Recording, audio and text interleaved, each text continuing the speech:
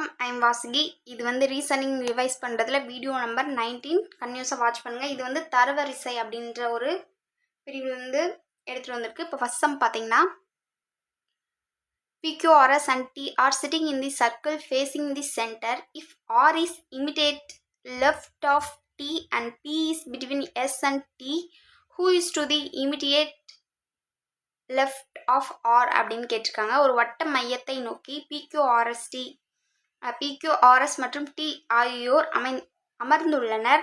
T என்பவருக்கு இடப்புறம் அடுத்தபடியாக R என்பவரும் S மற்றும் T ஆகிய இருவருக்கும் இடையே P என்பவரும் அமர்ந்திருப்பார்கள் எனில் R என்பவருக்கு இடப்புறம் அடுத்தபடியாக அமர்ந்துள்ள நபர் யார் அப்படின்னு கேட்குறாங்க. ஒரு வட்டம் இருக்குது. இந்த வட்டத்தை நோக்கி ஃபஸ்ட்டு T என்பவர் இடப்புறம் அடுத்தபடியாக R என்பவரும், ஒரு T என்பவர் இங்கே இருக்காருன்னு வச்சுக்கோங்க. அவங்களுக்கு இடதுபுறம் மையத்தை நோக்கினா அவங்களுக்கு இடதுபுறம் இந்த இடமா தான் இருக்கும். இடதுபுறம் வந்து R என்பவரும் S மற்றும் T ஆகிய இருவருக்கும் இடையில் P என்பவரும். இப்போ S வந்து இடையில் ரெண்டு பேர், இங்கிட்ட R வந்ததுனால அவங்க ரெண்டு பேர்த்துக்கு இடையிலன்னா S இருந்தாங்கன்னா அவங்க ரெண்டு பேர்த்துக்கு இடையில P என்பவரும் இப்படி தான் அமர்ந்திருப்பாங்க. எனில் R என்பவருக்கு இடப்புறம் அடுத்தபடியாக அமர்ந்துள்ள நபர் யார்? அப்போ இந்த இடத்துல Rக்கு இடதுபுறம் அடுத்தபடியாக அமைந்திருப்பார்னா இப்போ எல்லா லெட்டர்ஸும் வந்துச்சு. வராத லெட்டர்ஸ் என்ன? Q மட்டும்தான் வரல. அப்போ Q தான் வந்து இங்கே அமர்ந்திருப்பார். அப்போ ஆறுக்கு இடதுபுறமாக அடுத்தபடியாக அமைந்துள்ள நபர் யாருன்னா Q அமைந்திருப்பார். Option B. நெக்ஸ்ட்டு, ஒரு வகுப்பில் STUDEN என்ற 6 மாணவர்கள் நன்கு கற்கும் மாணவர்களாக உள்ளனர். அவர்களிடமிருந்து எத்தனை வித்தியாசமான வழிகளில் ஒரு மாணவர் தலைவனும் ஒரு உதவி தலைவனும் தேர்ந்தெடுக்க இயலும்? இப்போ 5 பேருன்றப்போ 6 பேர் இருக்காங்க. ஒரு தலைவனும் ஒரு உதவி தலைவனும் தேர்ந்தெடுக்கனா எத்தனை வழிகளில் தேர்ந்தெடுக்க முடியும்? அப்போ 6ல் ஒருவன் வந்து தலைவனாக இருப்பான், 5ல் ஒருவன் வந்து உதவி தலைவனாக இருப்பான். இப்போ அவங்கள எத்தனை வழியில் தேர்ந்தெடுக்கலாம் அப்படின்னா அது மல்டிப்ளிகேஷனில் வரும். அது என்னான்னு பார்த்துட்டு கமெண்டில் சொல்லுங்கள். நெக்ஸ்ட்டு, D என்பவர் Cயை விட உயரமானவர் ஆனால் B அளவுக்கு உயரம் இல்லை.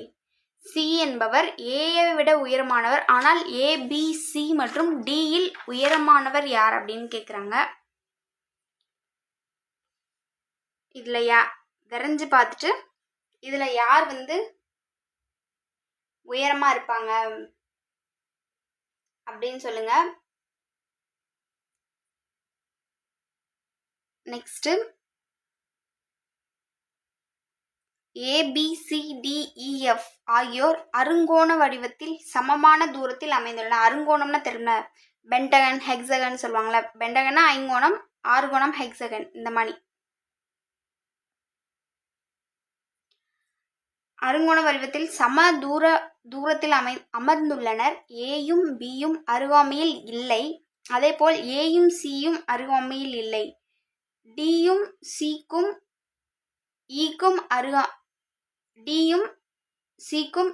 ஈக்கும் அருகாமையில் இல்லை. அவங்க 3 பேரும் அருகாமையில் இல்லை. பியும் சியும் அருகில் உள்ளனர். F என்பது Dக்கு நடுவில் உள்ளது. கீழே உள்ளவற்றில் எது அருகாமையில் இல்லாத ஜோடி அப்படின்னு கேட்குறாங்க. இப்போ பார்த்தீங்கன்னா தெரியும், ஆப்ஷன்லேருந்தும் பார்த்தீங்கன்னா தெரியும் எந்த ஜோடி அருகாமையில் இல்லை அப்படின்னு கேட்குறாங்க. இப்போ பார்த்தீங்கன்னா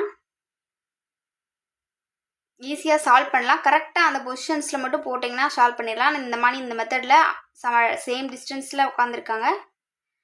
எந்த இடத்துல உட்காந்துருப்பாங்க, யார் பக்கத்தில் யாருன்னு சொல்லிட்டு இங்கே கீழே இருக்க ஜோடியில் எது வந்து அருகாமையில் இல்லாத ஜோடி அப்படின்னு கண்டுபிடிச்சி கமெண்டில் சொல்லுங்கள்.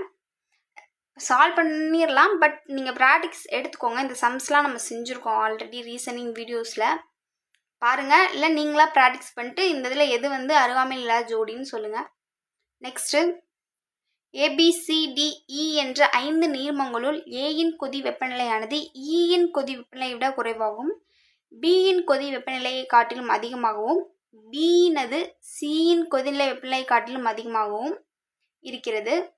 Dயின் கொதி வெப்பநிலையானது Eயினதை காட்டிலும் அதிகம் எனில் அந்த நீர்மத்தின் கொதி வெப்பநிலை மிக குறைவாக இருக்கும். எந்தோடது மிக குறைவாக இருக்கும்னு கேட்குறாங்க.